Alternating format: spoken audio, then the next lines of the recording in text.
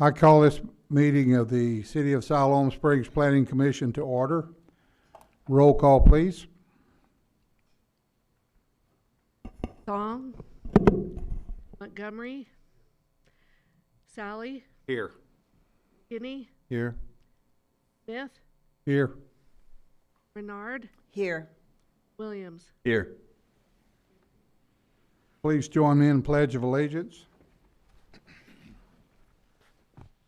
I pledge allegiance to the flag of the United States of America and to the republic for which it stands, one nation under God, indivisible, with liberty and justice for all.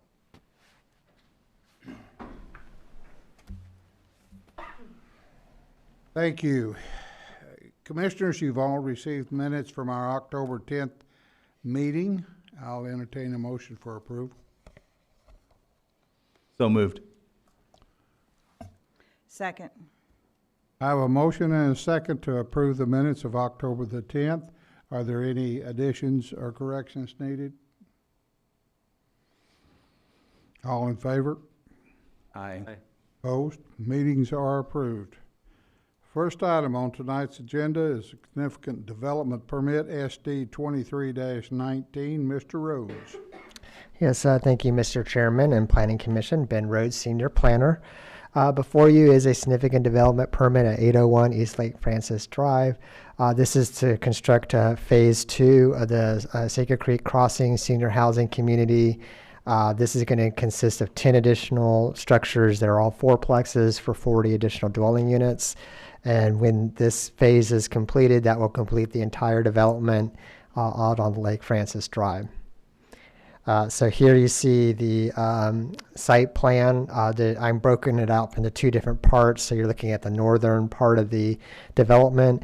If you recall, with the first phase, they were short on parking. This one, they have the adequate now parking for all the units, possibly because of the additional parking that they have up here. That allows for some excess parking needed for each of the units. Drainage is going to be on the east side of the site, and there's adequate turnaround area for emergency vehicles. Just shifting down to the south of that last image, this is coming out onto a new street that was constructed with the first phase. That's called Everett Lane, that connects back into the Rosemead subdivision out to the east. The one notable thing here is you'll notice there's a hatching area right here that's reserved for future right-of-way. So when the property to the west, if it ever gets developed, they can put a street in along further north and then have that tie-in as such. And that allows the street to not be constructed right on the property line, which wouldn't be really advantageous for development if you want houses on either side of the street. The dumpster, I'll resaw that. The dumpster is located right there and is sufficient for the size of the development. Here is the landscaping that matches pretty much to what we already see in the first phase. And this does show you the entire development on one view there. Here we see elevations. These again are matching what we have already seen constructed out of the development. And then of course the site. The applicant has one condition that they need to file a new utility easements by separate instrument as directed by the city engineer prior to certificate occupancy. And with that, we're available for any of your questions. Thank you.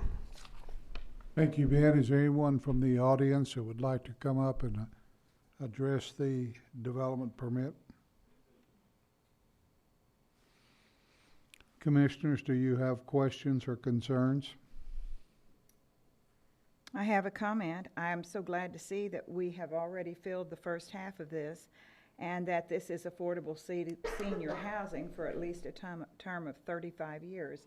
I think it's so important. Before they were even finished building those first sets over there were cars parked there. Obviously, there's a great need for that, and I commend our city and their planning for allowing them to build this here because it's greatly needed. And in other communities, they're still looking at how they can do it, and we already have some of it. So I think that's a wonderful thing, and I think this is great. I have a question, but first I want to say I agree with Katie. I spoke to a lady not long ago who was living in town in an apartment, and she was struggling to make ends meet, and she was able to move into the new housing there, and it helped her a lot. So I think it's great. Ben, the question that I have, I guess it's okay for me to ask. It's not specific to that, but I know we have a lot going on out there now, right? Or we did with they were doing improvements to the road and just a lot happening right there. And I'm just wondering how that is all flowing and how it's all working with everything going on Lake Francis at the same time. Are people still able to travel, or? I'll answer part of that, and I think Kevin Moore might be able to cover the second part of that. I live right in that neighborhood, and you can get on Lake Francis. It's cut off at the railroad, so you can't get to Highway 59 right now, but you can get in off of Mount Olive. And as far as I know, vehicles are able to get in and out of the development. It is a little bit chaotic with all the construction, but I think it's working. Kevin, do you have any more to add? That's correct. The only thing I guess I would add to that is the contractor is responsible for maintaining access to all those residences during construction. So as their route flips around either east or south to Mount Olive or west to Mount Olive, that'll be maintained by the contractor. Thank you. Any other comments? Hearing none, I will entertain a motion. Mr. Chairman, I make a motion to approve significant development permit SD 2319 with the staff condition. I have a motion to approve SD 2319, subject to the conditions indicated by staff. Do I have a second? Second. Roll call, please. Montgomery, Yes. McKinney, Yes. Smith, Yes. Williams. Yes.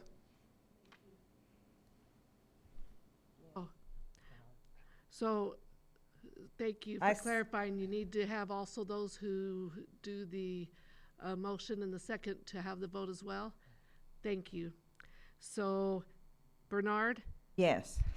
and Sally, Yes. thank you for your patience. Motion is approved. This will go to the Board of Directors on December the 5th, 2023.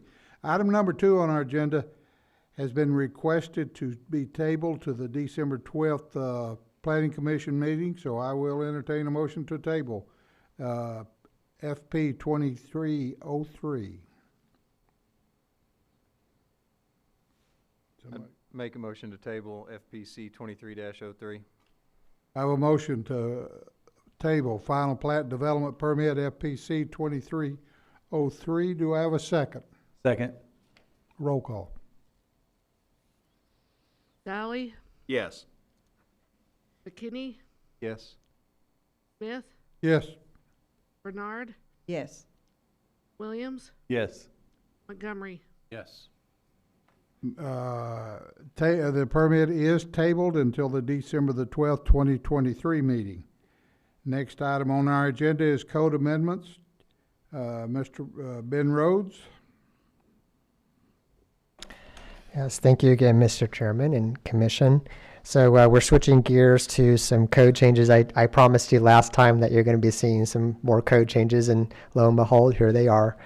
We were looking at short-term rentals, and you might recall earlier this year, I think it was in the February meeting, I did present an ordinance before the Planning Commission on short-term rentals. Just to give you an update on that, it didn't end up proceeding forward because there were some pending state statutes that would have impacted the possibility of passage of that ordinance. Since that time, that particular statute did not get out of committee from the state legislature, and so cities are now free to pass regulations as they see fit. For the time being, remains to be seen, what will happen in the future, whether we would be able to keep these regulations or not. But for now, we do want to get something on the books to just try to address the issue of short-term rentals. So this is similar to the one you looked at before, but a little bit different, and I'll explain some of that as we go through the what I'm proposing. So we are making some changes to Chapter 102. As you know, that's the zoning code. We have added a definition for hotel motels. You see added at the top there and the underline red. And then we also are addressing use unit 10.1 for bed and breakfast to better define that for a different type of use than what you would see as an Airbnb or a VRBO short-term rental. So the bed and breakfasts we're trying to get this to be more in the traditional sense where there are multiple guests staying in one house and there's a common eating area where there'd be a breakfast served or something to that effect. No one individual is renting out the entire house. It would be run on site by a manager or the owner of the home. And that is really what the 10.1 would follow under. So the Airbnb phenomenon, what we're proposing is taking that out of zoning and putting it into our business code, similar to what we're doing with food trucks and home-based occupations, like if you have a home business license, things like that. Those are all regulated within the business code. So moving into what we actually are proposing for that, we have updated the short-term rentals for transient uses and created a new purpose section within the ordinance. And then we've added an application process that would address the rules, things like liability insurance, things of that nature. The approval will be done administratively by planning staff. However, notice will be required once the application is complete so that any interested party can appeal that, and that appeal, if it ever is filed, would end up before the Board of Adjustment. So it's a little bit different. Right now, you're seeing all of them. Every short-term rental that is ever conceived will come before the Planning Commission and into the Board of Directors. This really pushes it into more of a staff or administrative review, but with the understanding there's different rules that will going to be added in that will create a little more better guidance as to what we should approve or not approve for short-term rentals. They will not run with the land, so they will, if they can, expire out. And as I mentioned, the notice will be posted on the property so that anyone that would be interested could appeal within 30 days of the notice being placed. These will only be allowed in residential zones as well as the planned development and C1 zones. It does require a business license, the safety inspection, of course the parking, and we do want to have that noise ordinance put in there just in case there are events or things that would cause disturbance to the neighborhood. Other thing we wanted to make sure is we included items like that this is only for overnight accommodation, that it's only for residential use, so there's not any like special events, parties, or weddings or things of that nature happening in a short-term rental. We do want to cap the maximum of no more than 3 guests per bedroom. And then also one thing that is of note here is the permit maximum. So right now, any application, say if you apply for a building permit or any type of application, we don't have a cap on those. You can apply. We can get as many building permits as we receive. We will process them. This is different. We're saying that there will be no more than 30 per year. And the reason for that is to protect our housing stock. This is the whole purpose of the regulations to begin with, because once a unit is converted into a short-term rental, it can no longer be used as a dwelling for long-term residence. And we are in a very short supply of housing. We desperately need more housing of all types. And so we're trying to protect our current housing stock so that we're not getting overrun with those. Now, 30 a year is very liberal for us because we average about 13 a year. So this is accounting for additional growth. We did present a concept, these regulations to the city board in a workshop. Kevin, I think you might remember that. And the comment we received is that, well, we're at 25 cap, let's just move it up to 30. So that's what we did, just to give a little bit more flexibility in case we need it. Now, if there's somebody they happen to be the 31st application of the year, they would just wait till January 1 the following year to apply. With such a high number, we would anticipate that would happen very late in the year anyway, or if it even happens at all, because like we said, we're not even getting close to that threshold. The permits can be revoked or denied if there are bad actors. Anyone that's abusing the system or not following the rules, we can do that. And they are on a first come, first served basis and will be about $100 application fee. So again, this will be just a staff level review. Then with the notice put out once it's been approved for 30 days. And then after the 30 days, you take the notice down, and that's basically going to be it. They'll run the short-term rental. And one last thing is the map here. We did show this to you last time. It didn't quite make it into the packet. I apologize. There was some late delay of getting us put together, but this does show just where they all are in the city. Most of them are concentrated in the downtown area, as you can see. And since the initial rush for them, we haven't really seen a huge uptick of new applications, but we are checking the websites, the Airbnb and VRBO, just to make sure there aren't new ones coming up that that are not permitted. And with that, we will be available for any of your questions. Thank you. Is there anyone in the audience who would like to comment or question this code adjustment? Commissioners? Yes, I have a question regarding the item where you have included a limit of no more than 2 short-term rentals for a single individual or business entity. I think in the existing short-term rentals, we already have some who own more than 2. And I know you've said you're, in part of this, as I read it, you're grandfathering in existing. Are you going to go back and look and make sure that this applies to already existing short-term rentals, or not? Yeah, I just want to make sure you can hear me.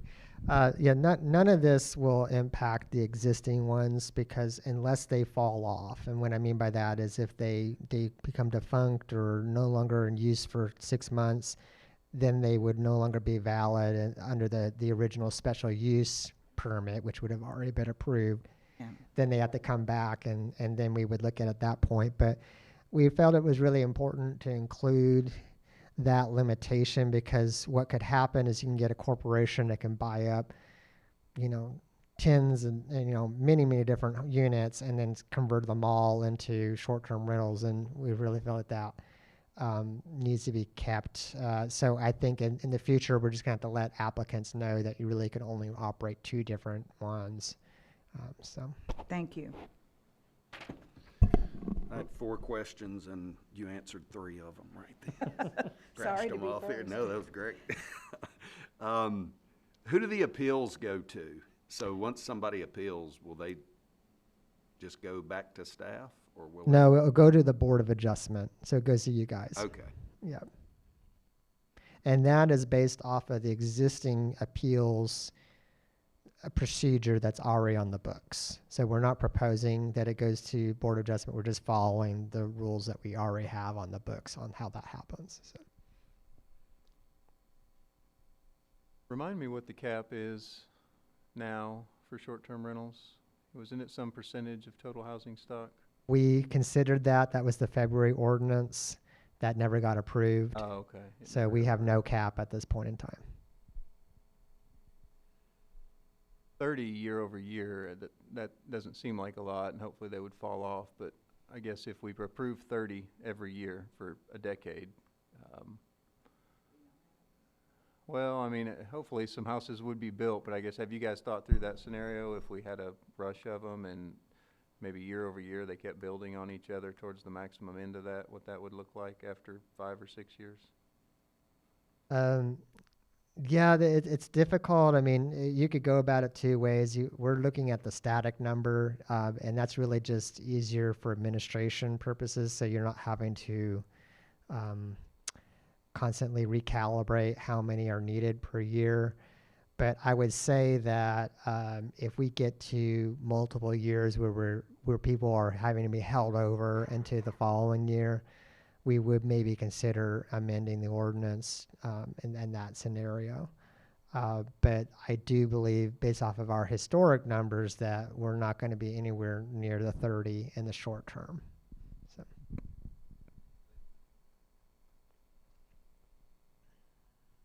Any other questions or comments? I have one more, and I promise I'll be quiet. Is there any concern with, or is there a way to regulate how many, or the saturation in one area of Airbnbs? Because right now, it looks like you said, we have so many downtown, and if that trend continues, then downtown's going to be a Airbnb zone eventually, potentially, right? So is there anything, or should I be concerned about that? Yes, we have that in the ordinance, that there has to be a limit of how many per block. And I'm trying to find that exact spot, but it is in there. Okay, I missed it, I'm sorry. Well, I also think it's a good thing that you put a stipulation in that the point of contact has to live within a certain mile rate from the Airbnb in case there's issues. So you're not dealing with those, but you're contacting the person responsible. Would that be someone they hire or the actual property owner? Could it be either one? Could be either one. Okay. There just has to be a local point of contact. Yep.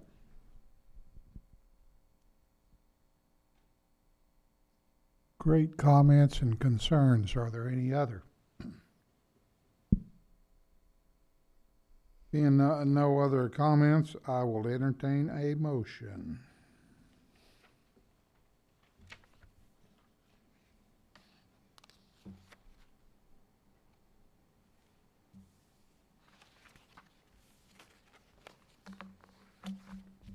I gotta find it, so I guess I gotta make the motion here.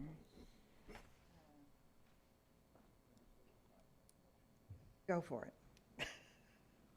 Mr. Chairman, I make a motion to approve code change to Chapter 102 zoning short-term rentals. I have a motion to approve code change to Chapter 102 short-term rentals. Do I have a second? Second. I have a motion and a second, excuse me, to approve Chapter 102 zoning code for short-term rentals. Roll call, please. Smith, Yes. Bernard, Yes. Renard. Thank you. Williams, Yes. Montgomery, Yes. Sally, Yes. McKinney. Yes. Thank you. Motion is approved. This will go to the Board of Directors December 5th, 2023. Next item on our agenda is Chapter 102 zoning code for a significant development definition. Megan? Thank you, Mr. Chairman. I might sound a little muffled. Sorry. I'm going to try. Okay. Megan Thomas, Planner 1. This is a code amendment to amend the definition of significant developments in order to take in consideration certain public use projects. Just a little background on this code amendment. In 2019, the Board of Directors amended the definition of a significant development to include institutional and industrial developments. Since that time, staff has found that the revised definition failed to take into consideration certain public use projects such as airport hangars, public parks, and other public use facilities that may not require the same review criteria as that of a typical institutional or an industrial development. Therefore, staff is requesting to amend the definition of a significant development to accommodate for these project types. However, it should be noted that this amendment will not exempt all public use structures entirely. Only proposals meeting the criteria outlined in A and B, right here highlighted on the screen, will qualify for this, and they will be exempt from significant development review. Public use proposals that meet these criteria will instead be reviewed through a building permit as an administrative review. Staff is available for any questions that you'll have. Thank you.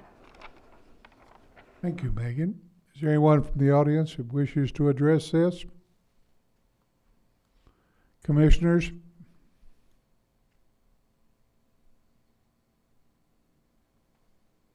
We're going to slide this right on through, are we? Could you repeat that, please? No. All righty. Hearing no comments from the commissioners or concerns, I will entertain a motion. I like to see y'all creating efficiencies. I'm good with it. I'll make a motion to approve the code change for Code Chapter 54, Significant Development Permit. For 54. Okay. There's two, the agenda's wrong. 54 is the second. It's wrong on here. It's wrong. Oh, I'm reading off of my, anyway. I have a motion to approve, to amend Code Chapter 54, Land Use Significant Development Permit. Do I have a second? Second. I have a motion and a second to approve amending Code Chapter 54, Significant Development Permit from Land Use. Roll call, please. Renard, Yes. Williams, Yes. Montgomery, Yes. Sally, Yes. McKinney, Yes. Smith. Yes, this motion is approved. This will go to the Board of Directors on December the 5th. Next item on our agenda is board and staff approved permits. Anyone have any questions on the permits that were provided for you?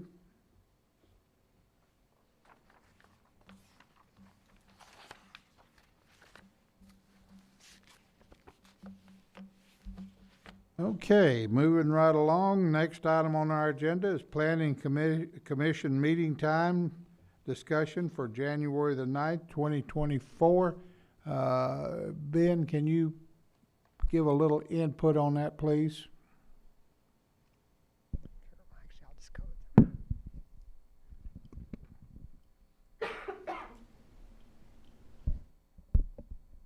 Certainly, Ben Rhoads. So what the situation is that because of the holidays, the board of directors normally has what they call a pre-agenda meeting, which happens the Wednesday prior to the board meeting. And that, because the board meeting normally would fall on January 2nd, the pre-agenda then would be on Christmas Day or something like that. I don't quite remember the exact conflict, but it was close to Christmas.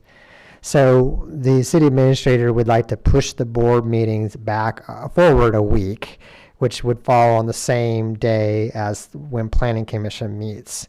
So in order to address that smoothly, we are wanting to move the meeting time from 5:30 to 4:30 so that Planning Commission has plenty of time to meet and not run into problems with the board of directors needing to meet at 6:30 that same day. We would, if we don't know what's going to be on that agenda yet, it's too early. But if there are difficult, items that are going longer than the normal meeting time, we would have an automatic cutoff date of 6 p.m. That still gives you an hour and a half to meet, which is much longer than as you guys normally would meet anyway. So it shouldn't be a problem. But anyway, that's the proposal. So you would need to vote to agree to change the meeting time for that one particular meeting day to 4:30 p.m. So we don't have any questions. Ben, I got one question. I want to play devil's advocate here. What if we vote negative?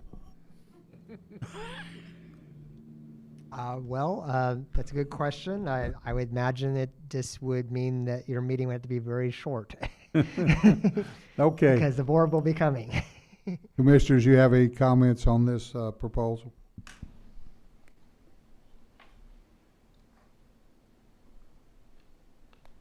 I see people shaking their head. They don't have anything. Mr. So Chair, they're- Somebody needs to remind us to Oh, come early. he- Yeah. Director Paxton, Community Development. I just wanted to also point out that this meeting would have a fixed time to adjourn at 6:00 p.m. That's to allow an opportunity for the Planning Commission to clear out and for the Board of Directors to take their seats, and for any people that are waiting in the lobby to take their seats without interruption. But that's something that we can handle if, for whatever reason, this meeting may occur that lasts an hour and a half. I don't think that would happen, but if it did, there would be a fixed time to adjourn that would need to be set at 6 p.m. Okay, and keep in mind also, Commissioners, that is election of chairman, vice. Have to elect a new leader at that meeting. Hey, when will we be notified if we're reappointed? It's on the board's agenda next week, so you can just watch the board meeting and find out what happens. It's on the Okay. consent agenda, so. Okay. Just thought some of us may not be on the January meeting agenda, depending on what happens. So.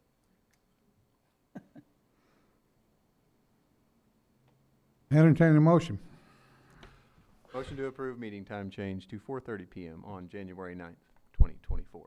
I have a motion to approve the Planning Commission meeting time changed from 5:30 to 4:30 on January the 9th, 2024. Do I have a second? Second. I have a motion and a second. Roll call, please.